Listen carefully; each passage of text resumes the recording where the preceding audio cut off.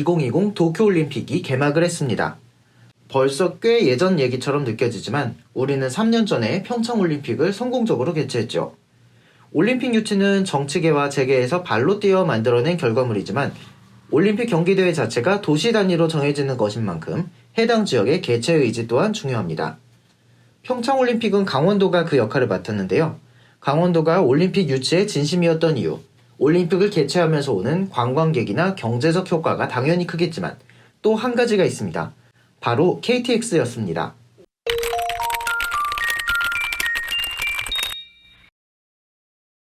안녕하세요. 전차라떼입니다. 혹시 밤기차 타고 정동진에 일출 보러 가본 적 있어요?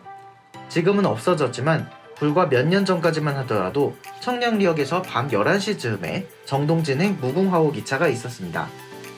새벽 5시쯤에 정동진역에 도착하면 해가 짧은 계절엔 정동진에서 일출을 볼 수 있었고 특히 12월 31일 밤기차는 새해 해돋이를 보려는 사람들이 몰려서 발매가 시작되자마자 빛의 속도로 매진되곤 했었습니다.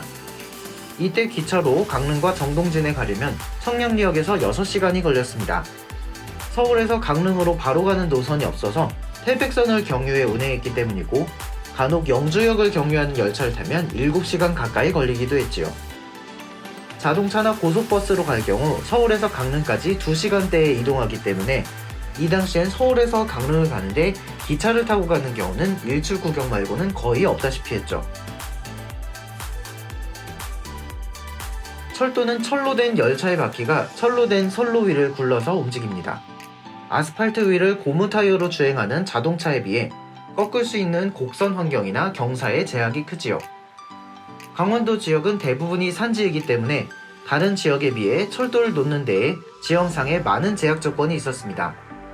단적인 예로 우리나라에서 가장 중요한 철도 노선인 경부선은 추풍령 구간에서 가장 높은 지역을 지나는데 이 추풍령의 높이는 221m에 불과합니다.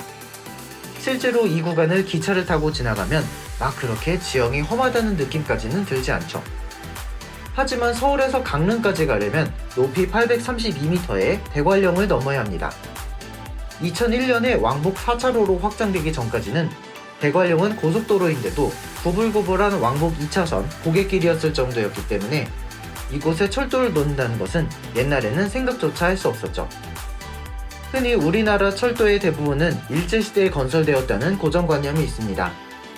경부선이나 호남선, 중앙선 등의 국한에서 보면 틀린 말은 아니지만 강원도 지역 전체를 봤을 때는 해당되지 않는 이야기입니다. KTX 개통 전까지 청량리 강릉 간의 최단 경로였던 태백선은 일제시대에는 존재하지 않았고 광복 후에 구간별로 나누어 개통했습니다. 영동선도 일부 구간을 제외하면 광복 이후에 지어졌고요. 강원도 중부가 아닌 남부로 다소 우회하는 철도 노선이 지어진 건 지형상의 이유 말고 다른 측면도 있었습니다. 광복 이후 우리나라 철도는 크게 두 가지 방향으로 발전합니다. 경부선 축으로는 순차적인 복선화와 승객을 태우는 여객 서비스 위주로 철도가 구축되고 중앙선 축으로는 석탄이나 시멘트 같은 광물과 화물 수송 위주로 철도가 구축됩니다. 태백선과 영동선으로 대표되는 강원도 남부 지역에는 지하자원이 풍부했습니다. 태백이나 정선, 삼척 지역의 석탄, 영월의 시멘트 같은 자원이죠. 이쪽에서 공장이나 대도시로 지하자원과 그 가공품을 나르는 것이 우선이었고 자연스레 인구와 자본 또한 유입되었습니다.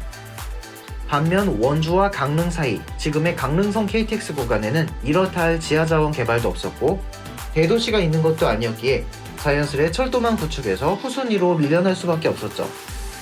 다른 곳에 넘쳐나는 승객을 대응하는 게 먼저였으니까요. 하지만 이 지역의 수요 또한 점차 늘어납니다. 영동고속도로가 개통한 후 횡성이나 평창 등 각 지역에 스키장 같은 동계 스포츠 시설이 들어서고 서울과 원주, 강릉을 오가는 수요 또한 계속해서 늘어납니다. 영동고속도로의 정체는 갈수록 심해졌고 날씨가 좋지 않으면 이동 자체가 힘들어지는 경우도 많았습니다. 날씨의 영향을 적게 받는 철도를 원하는 목소리는 점점 커지게 되었죠. 올림픽 같은 국제경기대회가 간선 교통망에 끼치는 효과는 어마어마합니다. 경기적 접근성이 가장 중요하니까요. 가까운 예로 2012년 여수 엑스포를 대비해서 전라선 KTX, 순천 완주고속도로가 지어졌고 1998년 일본 나가노 올림픽을 위해서 도쿄에서 나가노까지 나가노 신칸센이 개통했고요. 심지어 세계 최초의 고속철도인 일본의 도카이도 신칸센은 1964년 도쿄올림픽 개막 9일 전에 개통해서 전후 일본 경제 발전의 상징이 되었죠. 평창도 마찬가지였습니다. 평창은 인천공항은 물론 서울에서도 거리가 있기 때문에 경기장으로의 접근성을 보완하는 게 가장 중요했습니다. 그래서 정부와 유치위원회가 빼어들은 칼은 바로 강릉선 KTX였습니다. 3조 9,410억 원을 들여 원주 강릉 구간에 복선전철 건설 사업이 진행되었습니다. 평창올림픽 전체 예산이 13조 8천억 원인데 그 중에 28% 정도 되는 금액이니 정말 어마어마하죠. 노선 연장 자체가 길고 터널이나 교량 때문에 건설비가 많이 들어갈 게 뻔해서 원주 강릉 구간의 철도 건설은 일반 철도 건설 사업처럼 예비 타당성 조사를 통과할 가능성은 높지 않았습니다. 결국 강원도 입장에서 이 구간에 철도를 놓을 방법은 올림픽밖에 없었던 거죠. 올림픽 유치에 성공하면서 KTX 노선 건설은 급물살을 탔습니다. 원주 강릉 복선 전철 사업은 시속 250km로 달릴 수 있는 준고속철도 노선으로 2012년에 강릉역에서 착공식을 합니다. 그 외에도 고속철도 운행을 위한 크고 작은 개량 사업이 있었고요. 운영사는 한국철도공사 코레일로 결정되었고 기존 KTX 산천을 일부 개량한 모델로 열차가 도입됩니다. 강릉선 KTX는 2017년 12월에 개통해서 올림픽 기간 동안 큰 역할을 했습니다. 올림픽 대수송 기간에는 인천공항부터 강릉까지 KTX가 운행하였고 일부 열차는 서울역, 청량리역, 상봉역 출발로 운행을 했습니다. 올림픽이 끝난 이후에도 강릉선 KTX의 수요는 꾸준해서 지금도 강릉행과 동해행을 합하면 평균 1시간에 한 대 정도 운행을 하고 있습니다. 지금은 코로나 때문에 잠시 주춤하지만 이미 많은 사람들이 이용하는 노선이라는 건 입증된 거죠. 안 지었으면 어쩔 뻔했나 싶을 정도로요. 오늘 준비한 이야기는 여기까지입니다. 구독과 좋아요 눌러주시고요. 저는 다음 영상에서 찾아뵙겠습니다.